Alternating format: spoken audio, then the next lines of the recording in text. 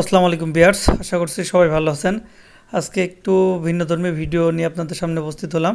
কি পড়তেছে, বোরিং থেকে পানি বের হচ্ছে না বালির তোলা হচ্ছে পানি থেকে, বলেন তো? আসলে সত্যি একটা কোশ্চিন জেগে যায়, আসলে কি হচ্ছে বা কি বের হচ্ছে বা আমি বা কী খাচ্ছি। হ্যাঁ, এটি একটি মিল। আজকে এই মিলে খাওয়ার একটি জিনিস উৎপাদন হচ্ছে, সেটা আপনাদেরকে দেখাবো। দেখেন, মিলের ভিতরে চাউল দিয়ে দেওয়া হচ্ছে সরাসরি। এই চাউলটা চলে যাচ্ছে মেশিনের মধ্যে দিয়ে, আর এই জায়গায় একটি পাত্রে গুঁড়া ঢালা হচ্ছে। সেই গুঁড়াটা আর কি দেখেন কিভাবে চলে যাচ্ছে।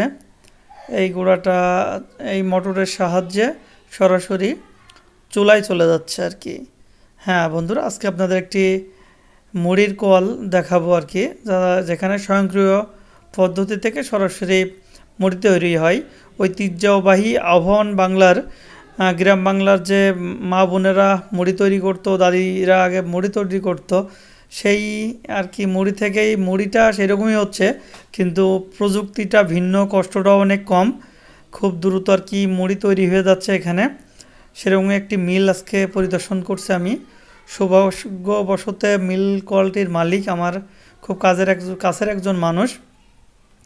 হঠাৎ করে কি মনে হলো, তার মিলের পাশ দিয়ে যাচ্ছিলাম, মনে হলো দীর্ঘদিন উনি আমাকে আমন্ত্রণ জানিয়েছে, যাওয়া হয় না, আজকে একটু যাই। দেখেন, ঢেউ খেলে খেলে যেখানে পানি পড়ার কথা সেখানে মুড়ি পড়ছে, আসলেই অসাধারণ। আমি আরেকটি মিল কল মানে চিনি ইসের কল দেখেছি, মুড়ির কল দেখেছি, কিন্তু সেটা হচ্ছে ভিন্নধর্মী। এটা হচ্ছে আমার কাছে ইউনিক, আজকে প্রথম দেখলাম। আর যেভাবে মুড়ি পড়তেছে, আমি তো অবাক সত্যি, যে আসলে বালি তোলা হচ্ছে নদী থেকে, না এখানে মুড়ি পড়তেছে, না পানি পড়তেছে। আসলে আমরা ছোটোবেলা থেকে এইরকমভাবে পানি পড়াকেই দেখে আসি আর কি।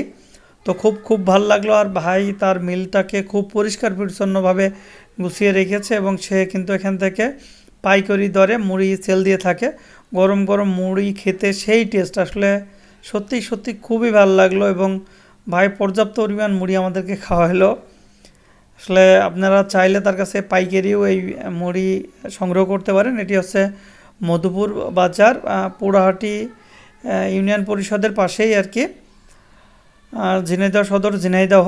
যাই হোক, আমার কাছে খুবই ভালো লাগলো এই মুড়ির কলটি দেখে। আপনাদের ভালো লাগলে আমার ভিডিওতে লাইক, কমেন্ট এবং শেয়ার করে জানাবেন, বেশি বেশি প্রচার করবেন, এবং আপনার এলাকার নতুন যদি কোনো খাবার থাকে সেই সম্পর্কে আমাকে জানাবেন। অবশ্যই আমি ভিডিও নিয়ে সেই খাবার টেস্ট করে আপনাদেরকে ফিডব্যাক দিব।